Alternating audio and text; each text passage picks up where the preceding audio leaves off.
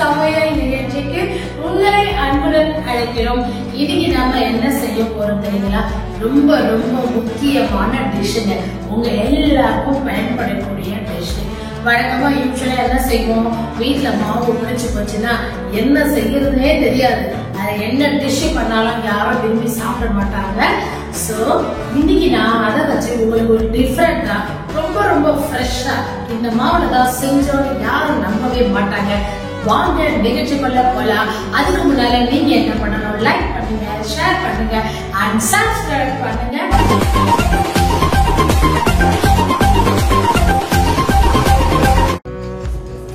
முதல்ல நம்ம ஒரு இட்லி பானையில தேவையான அளவுக்கு தண்ணி ஊற்றி அப்படியே ஹீட் ஆகுங்க. அது ரெடி ஆயிடுவோம். அதுக்கப்புறம் நம்ம மாவுல என்னென்ன கலக்க போறோம்ங்கிறத இப்ப பாருங்க. எந்த அளவுக்கு மாவு புளிச்சிருக்கு, நம்ம மாவு அரைச்சு ஒரு 10 நாள் ஆயிடுச்சு அப்படின்னும் போது நம்ம டெய்லி அப்படி பண்ண மாட்டோம். தவிர்க்க முடியாத சில காரணங்களால நம்ம வீட்டுல அந்த மாதிரி மாவு மீண்டு போறது நேச்சருங்க. ஸோ இதை நம்ம எவ்வளவு அழகா ஃப்ரெஷ்ஷா யூஸ் பண்ண போறோம் அப்படிங்கிறது தாங்க இன்னைக்கு எண்டுல பாருங்க, செமையா இருக்கும். அதுக்கு முதல்ல நம்ம என்ன பண்ண போறோம், ஒரு 100 உளுந்தம் பருப்புங்க. 100 உளுந்தம் பருப்பை 2 மணி நேரம் ஊற வச்சு இத மாதிரி பேஸ்டா அரைச்சி எடுத்துக்கங்க. நம்ம இட்லிக்கு அரைப்போம்ல வழக்கம் போல அதே மாதிரிதாங்க. அதே மாதிரி ஒரு 100 கடலை பருப்பு, அதையும் ஒரு 2 மணி நேரம் ஊற வச்சு கடலை பருப்பு மட்டும் கொஞ்சம் குருணையா அரைக்கணும். உளுந்து மட்டும் நம்ம இட்லிக்கு அரைக்கிற மாதிரி நல்லா மையா அரைக்கணும். சோ இப்ப கடலை பருப்பையும் அரைச்சு இதுல போட்டாச்சு. அதோட இது டம்ளர் இட்லி, கோவில் இட்லி, என்னென்னமோ சொல்லுவாங்க, ஒவ்வொரு ஊருக்கு ஒவ்வொரு பேருங்க. சோ இட்லி நல்ல குருணையா உதுத்தா நல்லா வரணும். சோ அதுக்காக ஒரு 1/2 டம்ளர் ரவைய ஊற வச்சு வச்சிருக்கங்க. அந்த ரவையும் இதோட சேர்த்துக்கணும். அதுக்கப்புறமா சோடா உப்பு, சோடா மாவுன்னு சொல்லுவாங்க இல்லைங்களா, அது ஒரு 1/4 ஸ்பூனுங்க.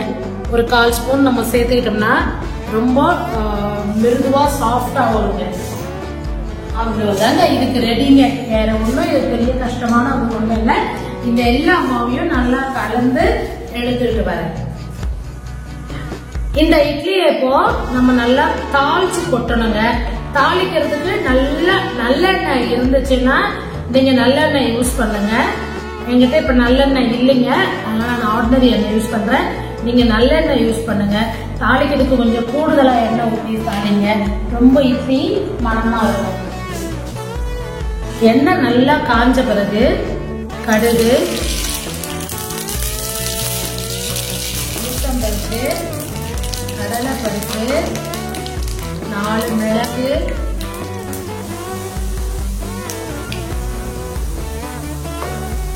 கொஞ்சம் பெருங்காயங்க நல்லா சரிமானம் வர்றதுக்கு, காஞ்ச மிளகாய், இது சுக்குங்க. சுக்கு போட்டா இதுக்கு டேஸ்டா இருக்கும், அதனால இஞ்சிக்கு பதில் சுக்கு போட்டிருக்கேன். கருவேப்பிலை 4 போட்டிருக்கேன். இது கூடவே நம்ம கொத்தமல்லியும் தூவிடலாம். ஃபைனலா சீரகம் போடணும். ஏன்னா சீரகம் முதலே போட்டா கரிஞ்சிடுங்க, அதனால நம்ம ஃபைனலா போடணும். அவ்வளவுதாங்க. இப்ப இந்த தாளிச்சதை எடுத்து மாவுல கொட்டிடலாம்.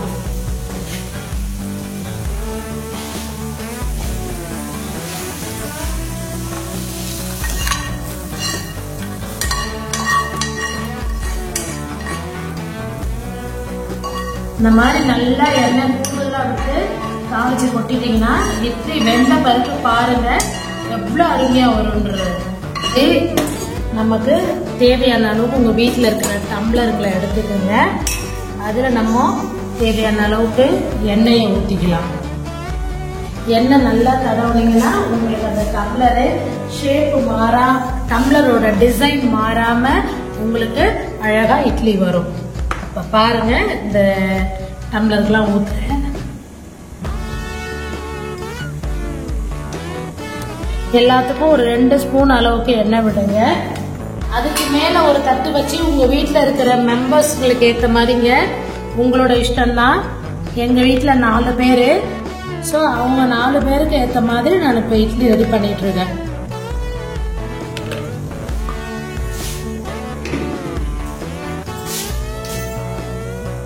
நல்லா இப்படி தோஞ்சிருக்கு பாருங்க எண்ணெய். அப்படியே உங்களுக்கு அழகா பாத்திரத்தை விட்டு ஈஸியா வந்துடும்.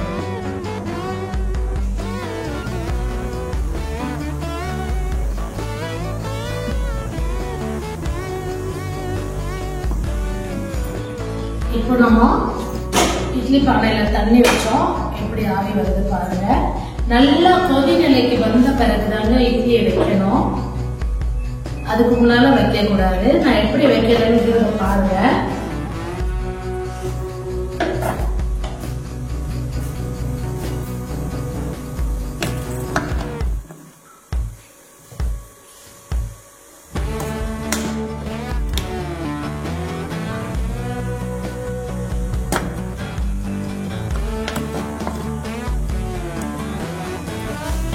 அதுக்கு மேல இப்ப எங்க 6 பேர் இருக்கிறதுனா ஆளுக்கு 2 இட்லி சாப்பிடலாங்க. அதுக்கு மேல இந்த இட்லி யாராலுமே சாப்பிட முடியாது, அவ்வளவு பெருசு பெருசா வரும். ஸோ எங்க வீட்டுல 4 பேர் இருக்கிறதுனால எக்ஸ்ட்ரா இந்த மாதிரி 2 குட்டி குட்டி கப்புல நாங்க ஊற்றி வச்சிட்டோம். இப்போ இதை மூடி 20 மினிட்ஸுங்க நல்லா வேக விடணும். ஃபுல் தீ வச்சிடணுங்க. க்ளோஸ் ஆயிருக்கமா? இது டம்ளர் பெருசா இருக்கிறதுனால நம்ம யூஸ்வலா வைக்கிற இட்லி மாதிரி 10 நிமிஷத்துல எடுக்க கூடாதுங்க. 20 மினிட்ஸ் 20 மினிட்ஸ் டைம் நல்லா நோட் பண்ணிக்கங்க. அதுக்கப்புறம் நான் இட்லி வெந்த பிறகு உங்களுக்கு காட்டுறேன். 20 நிமிஷம் ஆயிடுச்சு. நம்ம இட்லி எப்படி வெந்திருக்குன்னு இப்ப பார்க்கலாம். பாருங்க நம்ம எப்படி ஊத்தி வச்சோம். இப்ப எந்த அளவுக்கு நல்லா பஃபியா உப்பி வந்திருக்கு பாருங்க. இது தொட்டு பாருங்க எவ்வளவு சாஃப்டா இருக்கு பாருங்க. இந்த அந்த மாவுல செஞ்ச இட்லி நம்ம யாருக்குமே தெரியாது. உள்ள இருக்க தட்டுங்களும் பாருங்க எவ்வளவு ஊத்தி வச்சோம் வைக்கும் போது. இப்போ எந்த அளவுக்கு வந்திருக்கு பாருங்க.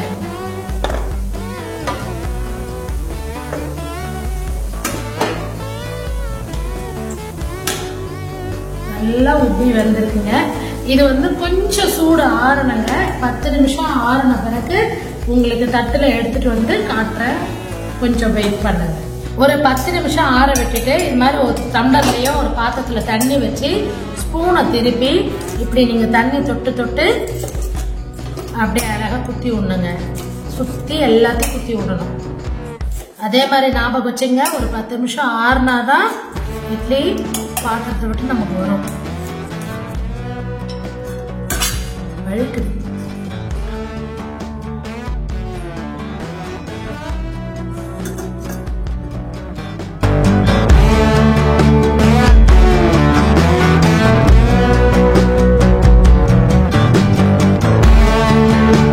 அவ்வளவுதாங்க நம்மளுடைய சாஃப்ட் இட்லி. பாருங்க, ப்ரெஸ் பண்ணி பாருங்க எவ்வளவு சாஃப்டா மிருதுவா வருது பாருங்க. பன்னு மாதிரி இருக்குங்க இந்த இட்லி. ஓகேங்க, நீங்க சாப்பிட்டு பார்த்துட்டு உங்க கமெண்ட்ஸை கண்டிப்பா சொல்லுங்க. நாங்க எதிர்பார்த்துட்டு இருக்கோம். சரி வாங்க, லைக் பண்ணுங்க, ஷேர் பண்ணுங்க அண்ட் சப்ஸ்கிரைப் பண்ணுங்க. அன்பை கொடுத்து அன்பை பெறுவோம். பை.